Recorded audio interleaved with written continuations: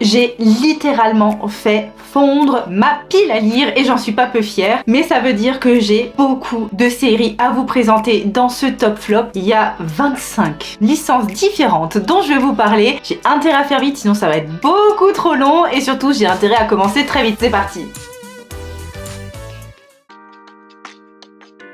À la dernière place du classement, je pense que vous allez être très étonnés, mais je suis complètement passée à côté de ce titre qui est Look Back. Alors Look Back, c'est un one-shot de Tatsuki Fujimoto qu'on avait trouvé d'ailleurs d'occasion chez Easy Cash, qui nous parle de deux jeunes aspirantes mangaka. J'avais adoré Adieu Eri du même auteur, mais alors Look Back, franchement, j'ai rien compris. Et pourtant, je l'ai relu 2 fois. Alors évidemment, j'ai compris ce qui se passait, mais la fin, autant Adieu Eri, c'était une fin ouverte où on pouvait interpréter comme on voulait, autant là, j'ai pas compris l'intérêt, j'ai pas compris les enjeux, je me suis dit, j'étais à la fin, ça, j'ai dit ah et c'est tout.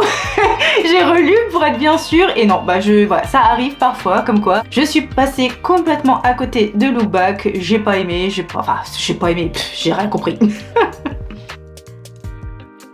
À la 24e place du classement, Escale à Yokohama. Alors Escale à Yokohama, c'était pas nul. J'ai pas passé un mauvais moment en lisant l'histoire de cette jeune robot Alpha qui tient un café dans un monde où on a bien compris qu'il s'est passé une sorte d'effondrement du monde ancien des humains. Elle attend son maître. Moi j'ai attendu que ça se finisse parce que je trouvais que c'était...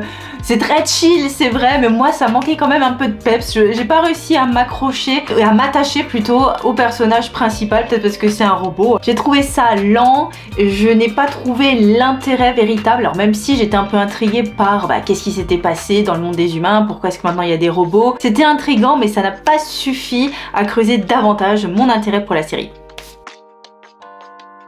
À la place numéro 23, La petite faiseuse de livres. Enfin, j'ai lu ce titre que j'avais acheté pour moi au départ et que j'ai fait lire à Adrien d'abord, qui nous parle d'une jeune fille qui s'est réincarnée dans un monde, alors on dirait que c'est un monde un peu médiéval occidental, dans lequel les livres sont difficilement accessibles, voire il n'y en a pas du tout d'accessible pour cette jeune fille, alors qu'elle adorait ça, qu'elle ne vivait que pour les livres, que par les livres, donc elle a décidé de trouver un moyen d'en recréer. C'est mignon, c'est sympa, j'ai bien aimé aussi le fait de se retrouver à cette époque-là avec les vieilles méthode artisanale, c'était sympa, mais encore une fois ce tome 1 n'a pas évoqué, disons, une histoire qui portait beaucoup d'intérêt. Si je trouve le tome 2, pourquoi pas en occasion, oui, mais j'irai pas foncer l'acheter en neuf. C'était sympa, mais sans plus.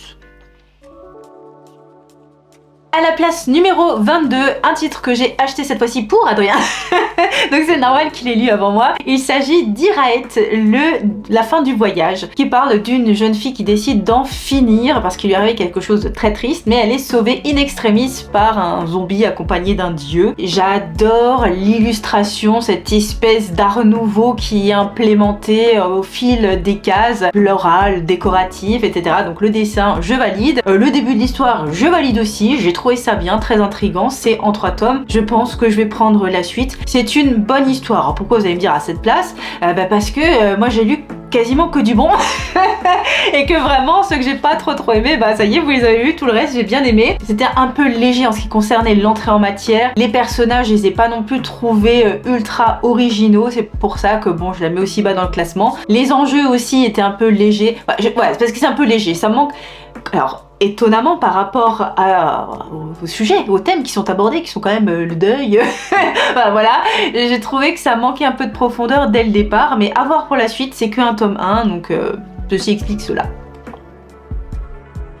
À la place numéro 21, cette fois-ci, c'est Criminel Fiançailles, le tome 7. On poursuit l'histoire de ces jeunes gens, petits enfants tous les deux de Yakuza, et il leur arrive que des trucs mais qui vous, j'espère, vous arriveront jamais dans votre vie, kidnapper, enfin des trucs. Mais bon, comme ils ont tous les deux un sacré caractère, il y a plein d'actions. Moi j'aime bien suivre ça, c'est plutôt sympa. Des fois ça tombe vraiment dans l'incroyable, le rocambolesque, le tiré par les cheveux, c'est vrai. Néanmoins j'aime bien suivre ça, j'aime bien la personnalité des deux. On commence un peu à tourner en rond quand même, hein. Faudrait commencer un petit peu à avancer pour voir le bout du chemin, l'histoire, pourquoi est-ce qu'il se passe tout ce qui se passe. Donc je suis toujours titillée par l'histoire, j'apprécie toujours de suivre nos deux jeunes tourtereaux qui commencent tout doucement à vraiment s'apprécier. Mais voilà, maintenant il faut que ça avance, hein. Allez.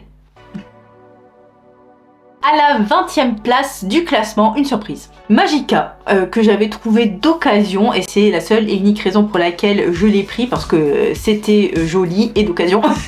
Et en fait, c'est un recueil de contes qui est tout illustré. Et alors, j'étais surprise parce que moi, je m'attendais à un truc tout mignon, tout doux. Et en fait, vous avez plusieurs contes, mais un peu dans la tradition des vieux contes d'Andersen. Vous savez, avec des fins qui sont pas toujours très sympas, très heureuses. Et je trouvais ça bien. J'ai aimé le dessin vaporeux, j'ai aimé les thèmes qui étaient abordés dans les différentes histoires. Il y a un tome 2 que je vais lire bientôt. J'ai trouvé ça vraiment pas mal. Mais bon, c'est vrai que des fois, c'est un peu tout mignon, tout beau, tout le monde il est gentil. Mais des fois, la première histoire, j'ai été étonnée que ça se termine comme ça, ou en tout cas, ouais, des fois c'est un peu dur quand même comme thème. Donc c'est bien, une bonne surprise, un bon manga, je suis contente d'avoir découvert Magica.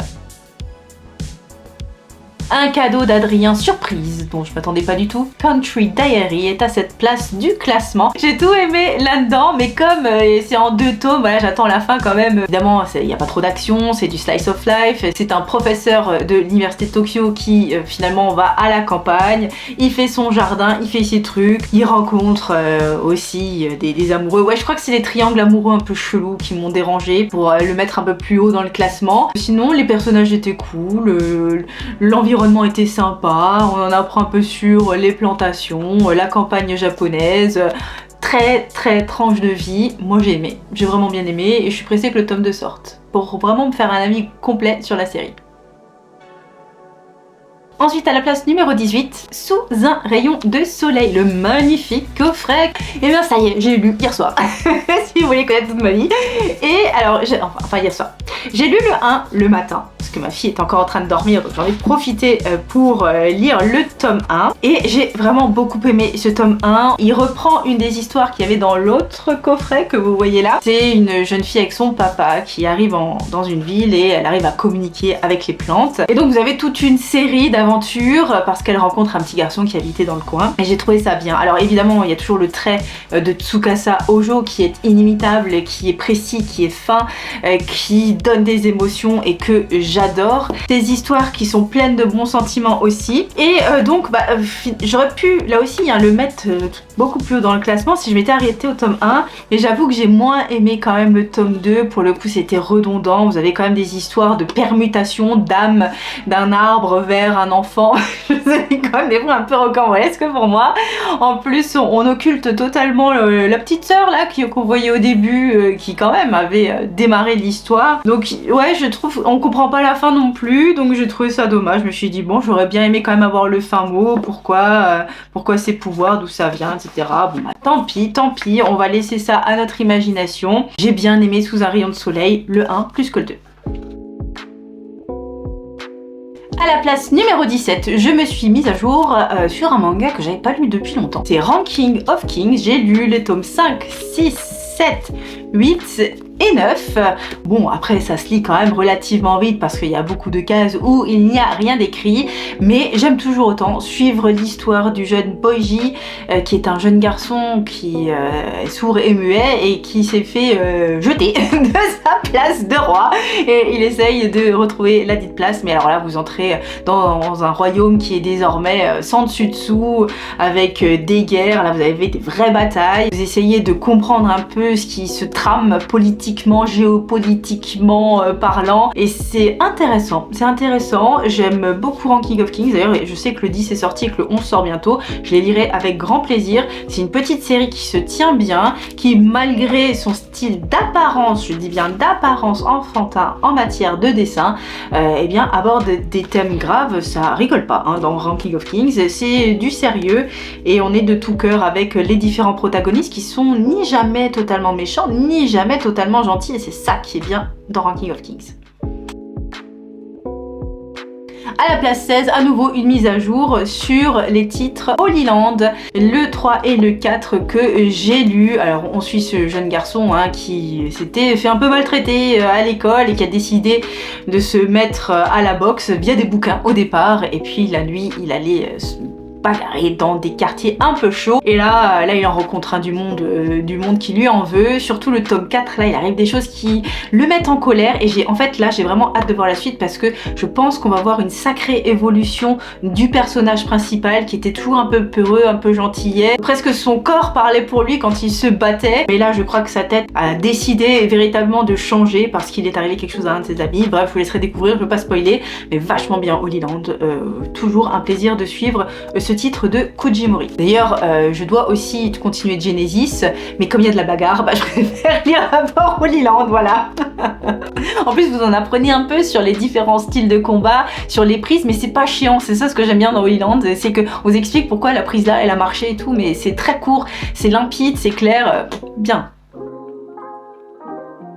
À la place numéro 15, les carnets de l'apothicaire, le tome 12. Oh, on est toujours gratifié d'une belle couverture et en plus à l'intérieur c'est tout aussi bien. Un tome qui est un peu en deux parties. Le premier c'est un peu une histoire de fantôme comme ça et le deuxième on avance dans l'histoire, il y a un peu d'action avec Jinchi qui est le protecteur plutôt de Mao Mao, cette jeune femme apothicaire qui doit résoudre des enquêtes, qui doit veiller à ce que personne ne se fasse empoisonner à la cour impériale et on voit à quel point elle est maligne cette jeune fille parce qu'elle sait très bien que si elle montre qu'elle a compris ce qui était vraiment en train de se passer, elle aurait des problèmes, elle n'a pas du tout envie d'avoir des problèmes. C'est très intéressant cette relation qu'elle a avec ce Jinchi. J'aime beaucoup, c'est un titre qui est intelligent et je suis toujours contente, je dévore. Dès que ça sort, les carnets de l'apothicaire, je dévore. Mais bon, c'est le fait que la petite histoire de fantôme au début, bon, je peux pas trouver ça ouf, mais après le reste, ça donne toujours envie de lire la suite, donc ouais.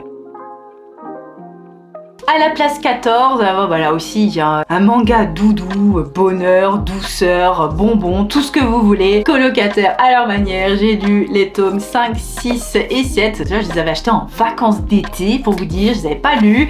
Et j'ai pris le 7, je sais que le 8 sort là, quand je suis en train de tourner cette vidéo je crois. Et oh, j'aime bien cet auteur là qui est complètement à la ramasse, qui comprend rien aux relations humaines mais qui s'améliore grâce à l'arrivée dans sa vie de ce chat. En plus vous avez les situations du point de vue du chat et de l'humain, ce qui est très drôle. C'est plein de bons sentiments, c'est mignon, c'est gentil et c'est drôle.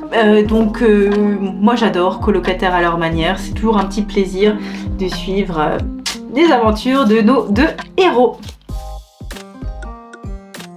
Et à la place numéro 13, j'ai apprécié un peu plus parce que là vous avez un peu d'action, c'est Tengen Hero Wars. Alors j'avais beaucoup aimé le tome 1 qui nous place dans un monde où vous avez un jeune garçon avec sa sœur d'ailleurs qui ont été transportés dans un monde parallèle dans lequel vous avez les géants militaires de ce monde qui s'affrontent dans une sorte de battle royale et c'est vraiment très bien.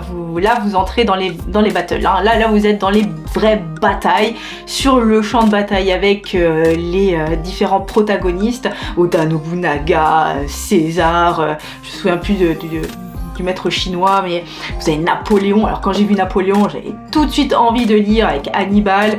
C'est bien, on voit ces génies qui s'affrontent. Alors vous avez un petit côté surnaturel avec une compétence spéciale, mais je trouve que ça ne mange pas tout le récit, ça ne vous fait pas sortir.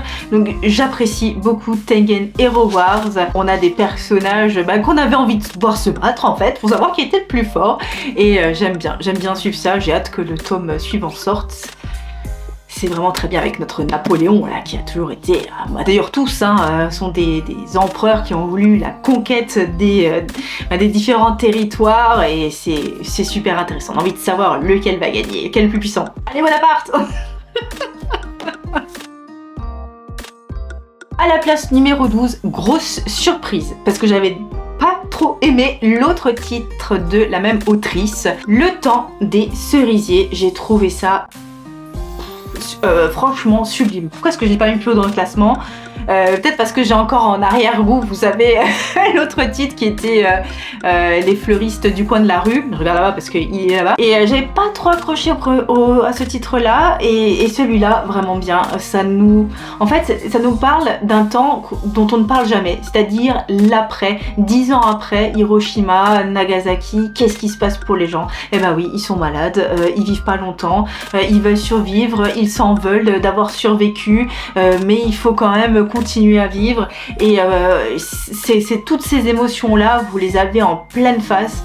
C'est très bien fait, c'est vraiment très bien fait, Le Pays des Cerisiers. J'ai adoré. Alors juste le trait de l'autrice, moi je suis pas fan des dessins, mais néanmoins la façon de raconter ces différents destins qui sont mis en parallèle, parce que vous aviez le père, l'oncle, et puis ensuite on voit les neveux, etc., qui sont différentes générations, comment elles vivent tout ça. Franchement, ça vraiment je conseille. Ça vraiment je conseille. Vous avez plein d'émotions, vous comprenez plein de choses, vous voyez les séquelles quand même de cette horreur qu'on a fait subir aux Japonais à cette époque-là. Très bien. Tokyo Alien Bro, alors là aussi un achat complètement par hasard parce que j'ai trouvé ça d'occasion chez mon libraire, le tome 1 et 2, et j'ai acheté le 3 9 pour pouvoir vous en parler parce que j'avais envie de lire la suite parce que j'ai trouvé ça très bien. Ça nous parle de deux aliens qui débarquent sur Terre pour que le reste de leur espèce aussi vienne, mais viennent en douceur, vous voyez, on s'intègre dans la masse, on voit rien et c'est bien de voir d'un œil extérieur nous les humains, et c'était vraiment très sympa à suivre. J'ai aimé ce petit monde étudiant, cette intégration dans le monde des humains. Des fois ça nous fait comprendre à quel point nos réactions peuvent être complètement absurdes et j'ai bien aimé, ça a été un peu une mise en face de nous les humains avec toute notre complexité. Très bien. Keigo Shinzo, j'aime bien, c'est l'auteur de Dirayasumi que j'aime bien aussi et que vous allez voir d'ailleurs un peu plus haut dans le classement. À la place numéro 10, un autre titre qui m'a pris au trip, Confidence d'une prostituée. Alors vous suivez une vieille dame qui était prostituée dans les quartiers chauds de Tokyo et elle raconte les différentes histoires, les différents destins de jeunes femmes qui étaient dans le même quartier qu'elle, et on a toute une série comme ça de mémoires en fait qui sont relatées par cette dame, et on voit à quel point c'était vraiment pas rose pour ces jeunes femmes qui travaillaient du mieux qu'elles pouvaient pour subvenir à leurs besoins, mais toujours en espérant qu'on les tire de là, en espérant que le prince charmant vienne, et ça fait mal au cœur en fait, ça m'a fait vraiment mal au cœur, et toute cette sagesse de cette dame qui en a vu passer des gens, passez-moi l'expression, j'ai vraiment beaucoup aimé. J'ai vraiment beaucoup aimé, et c'est assez incroyable comme récit. Moi franchement je vous encourage à lire ça, ça vous en apprend aussi beaucoup sur la vie. À la place numéro 9, Mibu Gishiden, j'ai lu les tomes 5 et 4, enfin 4 et 5 du coup, et d'ailleurs petite différence d'épaisseur entre les deux tomes, mais j'aime toujours autant. On voit la grande histoire au travers des yeux d'un homme qui était samouraï à une époque, tout ce qui était en place jusqu'alors allait être complètement renversé. Le tome 5 était dense, c'est-à-dire que là vous avez vraiment beaucoup de faits historiques, beaucoup de personnages historiques, faut tenir le coup en lisant, mais j'ai vraiment beaucoup apprécié. C'est toujours un plaisir de lire cette histoire de samouraï. On essaye de décrypter au travers un personnage quasiment inconnu de la grande histoire ce qui s'est passé, et j'ai apprécié ma lecture de Mibu Gishiden. Hâte que le tome 6 sorte, c'est vraiment pas mal du tout comme série. À la place numéro 8, Sakuran, encore une histoire de quartier des plaisirs, mais là, ce que j'ai beaucoup aimé, c'est ce personnage principal. Alors là, c'est pas la même ère que Confidence d'une prostituée, là on est un peu avant, à l'époque Edo, et alors ce que j'aime bien, c'est que elle, c'est vraiment un caractère de peste. Elle se laisse pas faire, elle se fait battre, mais elle s'en fout, elle veut faire comme elle veut, et j'ai adoré en fait ce personnage atypique qui sort complètement de ce qu'on a l'habitude de voir ces jeunes femmes soumises, qui n'en fait qu'à sa tête, qui en paye gravement, lourdement les conséquences, et qui elle aussi a les mêmes aspirations que toutes ces jeunes femmes dont je parlais tout à l'heure, qui elle aussi veut être aimée. Et on suit le destin tragique de cette femme qui elle aussi a été vendue pour quelques deniers, mais qui essaye quand même de garder une certaine dignité. Très bon manga, j'ai beaucoup aimé Sakuran. Par contre j'étais un peu moins fan, je dois le dire, des dessins, pour le coup assez marqués shoujo je trouve, mais bon, ça passe quand même très bien. À À la place numéro 7 du classement, une série que j'ai vraiment beaucoup aimée. Il s'agit de Welcome to the Ballroom. J'ai lu le tome 1, 2, 3, 4, 5... et 6. Les 4 premiers, je les avais trouvés d'occasion, c'est ce qui m'avait lancé dans la série là. Et j'ai acheté le 5 et le 6 là récemment, je crois qu'il y en a aussi un qui va sortir bientôt. Et alors ça commence exactement comme Hippo, ça c'était très drôle, sauf qu'on est dans le monde de la danse. En fait vous avez un jeune garçon qui se fait maltraiter dans la rue et il a un sauveur, sauf que c'est pas un boxeur mais c'est un danseur. Et c'est comme ça qu'il va se mettre à la danse de ce salon. Et c'est c'est bien, on voit comment un jeune garçon intègre ce sport, pas forcément ce qui attire le plus les jeunes garçons. On voit les difficultés, mais pourquoi est-ce que j'aime? Parce qu'il y a beaucoup de touches d'humour qui détendent vraiment l'atmosphère. On aurait pu s'attendre à quelque chose d'un peu guindé et pas du tout. Vous êtes, c'est des ados dans le monde d'aujourd'hui qui font leur danse de salon, qui veulent quand même être les meilleurs. Vous avez toujours cet esprit shonen, où vous avez le mentor et puis le rival et puis vous avez encore d'autres personnes à défier et à battre sur les pistes de danse. Et franchement j'aime bien. Encore hier je lisais le tome 6 et j'ai éclaté de rire à un moment donné. Alors c'est pour vous dire que j'adore Welcome to the Ballroom. J'ai juste peur parce que c'est une OV graphique, on sait à quel point c'est au compte-gouttes les tomes. Mais je suis tombée sous le charme de cette série qui a vraiment tout pour plaire. En plus moi la danse j'aime bien. Quand j'étais jeune je regardais de temps en temps les compètes de danse de salon. Bah oui, les belles robes et tout ça, qu'est-ce que vous voulez, ça me fait tenir plus droite. Je raconte n'importe quoi. C'est une chouette série sur la danse de salon avec des personnages très sympas, très drôles. J'aime bien, ça se tient bien et je continue cette série avec plaisir.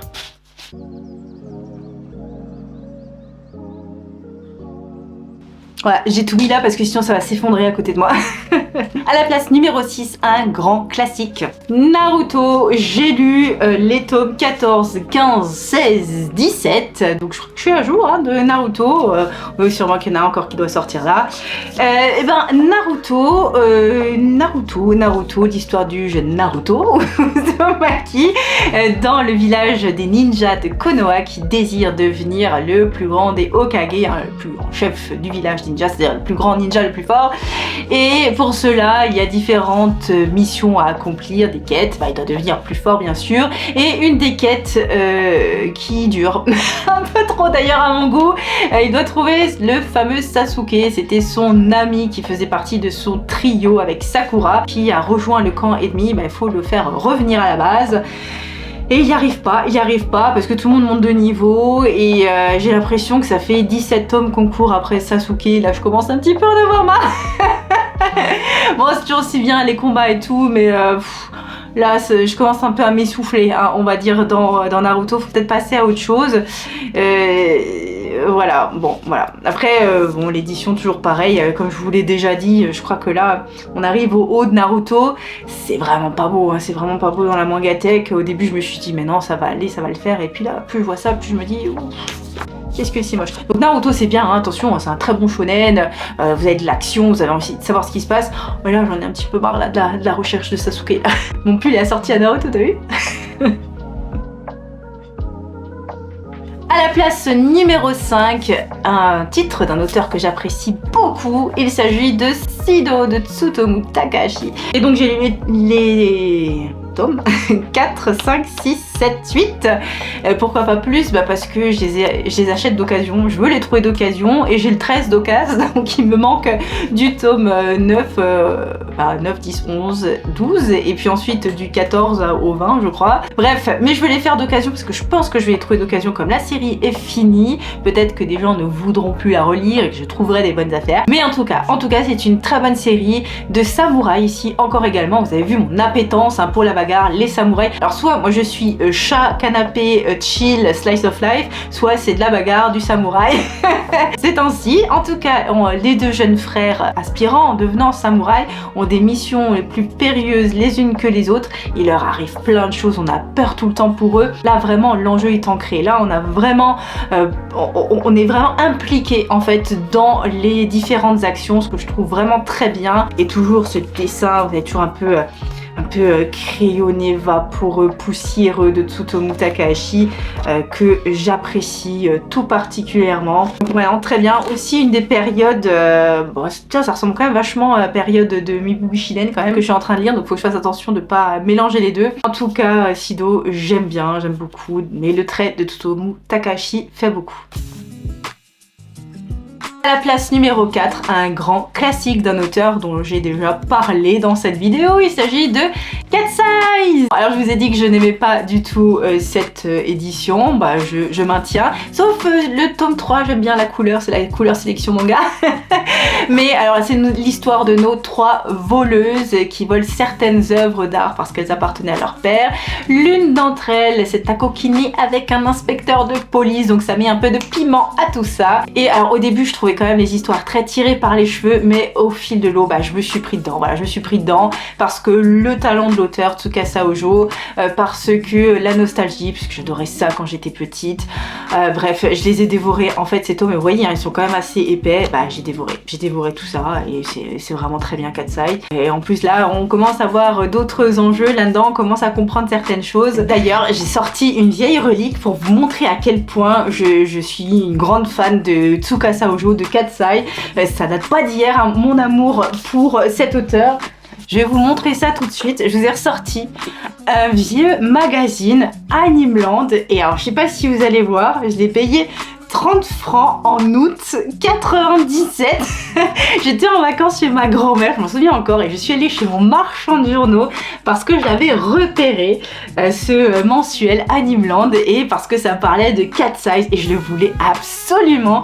Alors avec mes 30 francs qui étaient quand même une somme à l'époque, je suis allée m'acheter ce magazine, vous voyez, et je l'ai encore. J'ai jamais pu me résoudre à m'en séparer ou quoi que ce soit. Voilà, en plus il y avait des illustrations de l'époque. Moi je suis tellement contente de ne pas l'avoir découpé. Je vous dis ça parce que j'en ai un autre et celui-ci par contre il est passé à la casserole. D'ailleurs ça parle aussi d'un titre de Tsukasa Ojo, Rash. Mais bon celui-là je l'ai dégommé, hein. Je l'ai découpé, il n'y a plus la couverture.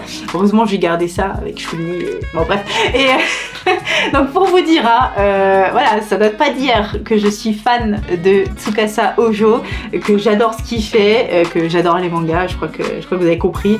C'est ancré hein, en moi. D'ailleurs vous avez même un article sur l'anime Evangelion. Voilà, je voulais vous faire part de ce petit moment nostalgie. Voilà, qu'est-ce qui se passe à Annecy 97. Ouais, je suis contente hein, d'avoir gardé ce truc-là. Voilà, lire tout ça, c'est... Ah oui, et donc ça, c'est... Et donc là, voilà, c'était l'article, le dossier spécial sur les cats. Voilà, vous avez même un petit aussi article sur City Hunter. Ouais non franchement voilà. Tout ça pour vous dire que bah, quand on a ça, quand on est fan depuis aussi longtemps que moi des mangas, des animés et de Tsukasa Ojo a fortiori, bah voilà, je ne pouvais que craquer à un moment donné pour Katsai, ce que je n'avais pas encore dans ma collection. Donc ouais, j'ai envie de lire la suite et vite. Mais quel dommage, vous auriez pas pu nous faire un truc un peu plus sympa franchement. En plus j'ai vu le prochain, c'est un bleu moche. À la place numéro 3 du classement, un manga qui ne me déçoit pas, Hirayasumi de Keigo Shinzo. Je vous ai dit, hein, le même auteur que Tokyo Alien Bro. Alors c'est vraiment sympa parce que c'est très tranquille, tranche de vie. Vous avez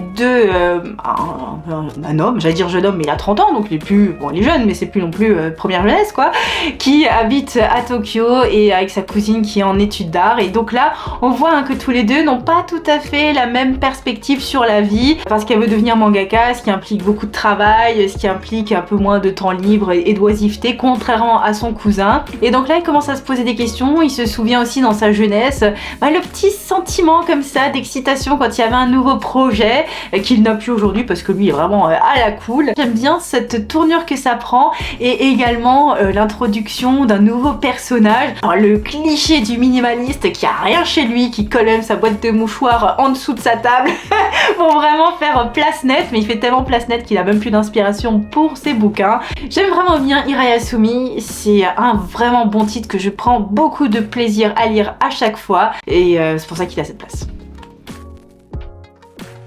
Bon, je vous ai dit, hein, soit c'est tranche de vie, soit c'est bagarre.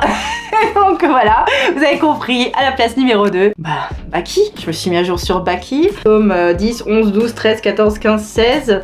J'ai mis le 20 mais j'ai pas lu le 20 parce que je les achète d'occasion sur Animestore et donc il me manque le 17, 18, 19 et j'ai déjà le 20. Alors Baki, c'est l'histoire de Baki, un jeune homme qui veut devenir plus fort que l'homme le plus fort du monde, qui se trouve être son père, et alors là il participe à des tournois, à des bagarres contre des bonhommes, mais pas que, vous avez aussi un petit périple dans la forêt pour s'entraîner, pour acquérir des techniques contre des gens qui sont plus balèzes les uns que les autres. Faut quand même que je fasse gaffe à ce que je vous montre, parce que le daron, oui, c'est la bête la plus crainte de toute la planète. Et non, j'aime bien, j'aime beaucoup Baki. Enfin, j'aime bien, non, je sais pas que j'aime bien, j'adore vraiment Baki. C'est un des rares titres, vous savez, je lis, j'ai tellement envie de savoir la suite, mais j'essaye de lire doucement parce que je veux pas tourner les pages trop vite. En plus, comme il y a beaucoup de bagarres, forcément vous avez pas beaucoup à lire. Les tomes passent vite, trop vite malheureusement. Oh, j'aime beaucoup, j'adore Baki, je trouve ça génial. J'ai hâte de trouver la suite. J'essaie de trouver d'occasion quand même parce que c'est moitié prix. Et voilà, même si c'est pas excessif, hein, 12,95 pardon pour ça. Donc ouais, Keisuke Itagaki, j'adore ton manga. Voilà, c'est tout ce que j'ai à dire. J'adore Baki, voilà, j'adorais en animé, j'adore encore plus en manga. Bon, vous l'avez vu venir, hein, mais le premier du classement, c'est bien évidemment City Hunter. Oui, j'ai eu le tome 8, j'ai eu le tome 9, c'est parfait City Hunter, c'est-à-dire que vous avez des personnages qui ont tout ce qu'il faut, qui se marient bien ensemble, qui forment tout ce qu'il faut pour que le lecteur ne s'ennuie pas. La personnalité de Nikki est magnifique, alors même si ce petit côté, j'ai déjà dit, il est un peu pervers, enfin il aime les femmes quoi, mais ça reste quand même, on le sent gentillet. C'est un tueur à gages, hein, donc il protège des gens qui lui demandent, et c'est vraiment très bien. J'adore City Hunter, pour moi c'est une œuvre exceptionnelle et qui pour le coup bénéficie d'une jolie édition. On a des belles illustrations, parce qu'il le faut, parce que c'est City Hunter, et ouais, un vieux manga, c'est vrai, un vieux manga, mais que voulez-vous, hein, c'est... Voilà, vous avez de la comédie, de l'humour, vous avez de l'action, vous avez tout un tas de personnages différents, vous avez un homme au grand cœur. J'adore City Hunter, c'est mon numéro 1, vous le savez. Je ne le mets pas à chaque fois dans mes top flops parce que sinon, voilà, il balaye tout le monde. Mais c'est ainsi. Et voilà, nous avons terminé avec ce top flop. J'ai balayé tout un tas de séries. N'hésitez pas à me dire en commentaire laquelle vous intrigue le plus, laquelle vous préférez également. D'ailleurs, merci d'être de plus en plus nombreux à vous abonner. Ça me fait très plaisir, à mettre des likes, des commentaires. Je suis vraiment ravie que vous me souteniez, moi et Adrien d'ailleurs, de cette manière. Si vous désirez bénéficier d'une offre promotionnelle quand vous achetez sur le site Rakuten, vous pouvez avoir 10 € de réduction si vous utilisez mon code que j'affiche là. Si c'est votre première commande d'au moins 20 €, vous mettez le code et puis vous avez cette réduction de 10 €, ce qui n'est pas négligeable. Et puis moi, je reçois aussi 10 points à dépenser sur le site, donc c'est aussi une façon de nous soutenir tout en vous gagnant quelque chose, parce que c'est surtout ça l'important. Si vous avez envie de voir mon précédent top flop, je vous mets la vidéo là quelque part, et puis à bientôt pour la prochaine vidéo. Salut!